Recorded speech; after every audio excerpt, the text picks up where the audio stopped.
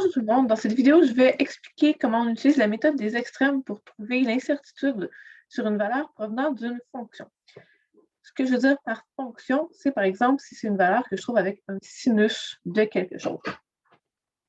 Donc ici, je fais l'exemple pour sinus d'un angle, ça pourrait être une fonction cosinus, ça pourrait être une fonction ln, exponentielle, n'importe quel type de fonction mathématique pour laquelle on ne peut pas utiliser les règles simples. En fait, même pour une fonction pour laquelle on pourrait utiliser les règles simples, on pourrait le faire avec la méthode des extrêmes comme ceci. Donc, l'idée de base, c'est de dire que dans la méthode des extrêmes, on veut trouver l'incertitude en faisant la valeur maximale moins la valeur minimale divisée par 2. Pour trouver la valeur maximale de mon résultat de ma fonction, je vais devoir utiliser une des valeurs extrêmes de ma variable de base, de la valeur que j'ai mesurée en laboratoire, par exemple, qui me sert à calculer mon résultat que je suis en train de rechercher. Donc, dans le cas d'un sinus, si je veux obtenir le Y max, je vais devoir prendre le sinus de la valeur maximale de θ. Ça veut dire que je vais devoir prendre sinus de 10 plus 1, 10 degrés plus 1 degré. Dans ce cas-ci, ça me donne 0,1908. Si je veux la valeur minimale, je vais prendre sinus de θ minimale et je vais obtenir sinus donc de 10 degrés moins 1 degré, la plus petite valeur possible de mon θ. Donc, sinus de 9 degrés qui va me donner 0,1564. Donc, quand je vais chercher mon incertitude sur delta, je vais prendre 0,1908 moins 0,1564 divisé par 2 et ça va me donner 0,01. Je vais vous montrer graphiquement ça ressemble à quoi. Donc, ce qui se passe ici, c'est qu'au fond, j'avais une valeur de base, je l'ai appelée X, c'était mon θ que j'ai mis dans mon autre, dans ma démarche sur papier. Donc, j'avais une certaine valeur avec une certaine incertitude. Là, si je reprends vraiment le 10 degrés avec le 1 d'incertitude, on ne voit plus vraiment très, très bien ce qui se passe. Donc, je vais juste exagérer la chose avec une plus grande incertitude. Donc, ce que je vais aller faire, c'est que je vais prendre la valeur minimale de mon θ, mon X, pour obtenir la valeur minimale de mon sinus de θ. La valeur ensuite maximale de mon θ, mon X, pour obtenir la valeur maximale de mon Y. Je vous ferai remarquer qu'avec une fonction sinus, vu que ce n'est pas entièrement linéaire, éventuellement, si j'arrive proche de la courbe et que je zoome beaucoup sur mes points ici, mon Y du milieu finit par pas être vraiment centré entre le max et le min parce que il y a une courbe ici, on n'est pas dans une fonction qui est linéaire.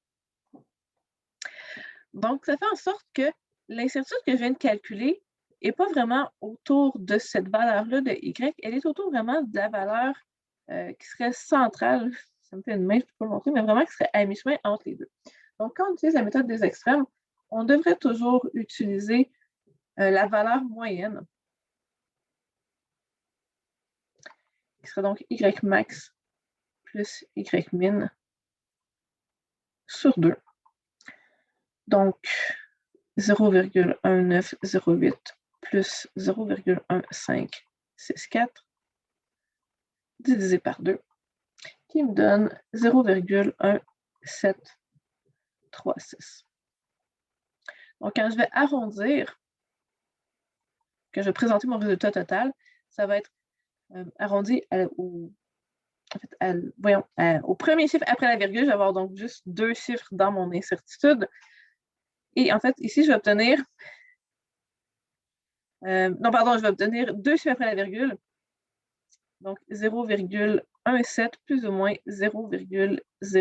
J'arrondis toujours selon le premier chiffre significatif, la première décimale qui n'est pas 0 dans mon incertitude me dit à quelle décimale je vais aller arrondir. En passant, le résultat d'un sinus, il n'y aurait pas d'unité ici en tant que tel. Est-ce que ça fait vraiment différent par rapport à utiliser juste la valeur directe?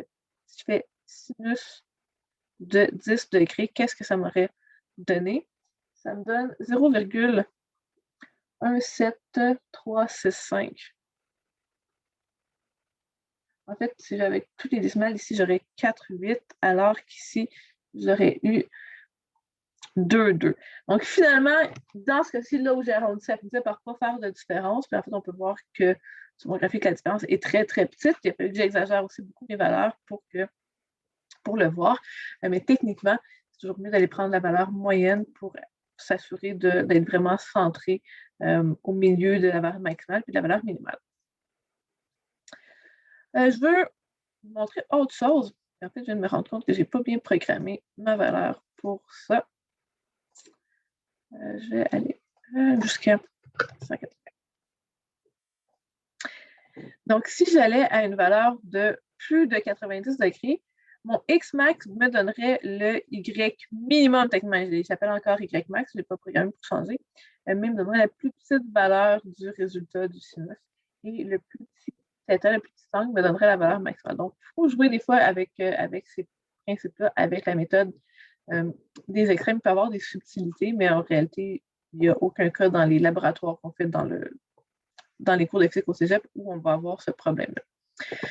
Il y a un laboratoire où ça va être avec une fonction ln que vous aurez à le faire, ça donne à peu près le même principe. Donc, encore une fois, on va avoir une valeur centrale et on va avoir la valeur minimum en enlevant l'incertitude, la valeur maximum en ajoutant l'incertitude, et on va pouvoir aller trouver les valeurs maximum et minimum correspondantes. Encore une fois, ce n'est pas tout à fait linéaire, donc selon où est-ce qu'on est, le Y du milieu finit par être moins centré.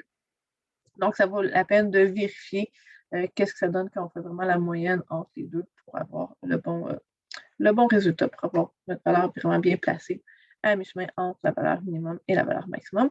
Mais c'est vrai que bien souvent, éventuellement, ça finit par être quand même assez bien centré, puis on ne peut pas nécessairement toujours voir la différence, surtout une fois qu'on a arrondi selon l'incertitude. Donc, c'est comme ça qu'on utilise la méthode des extrêmes pour trouver une valeur et son incertitude à partir d'une autre valeur exponentielle mise dans une fonction sin, ln, exponentielle, quoi que ce soit comme ça.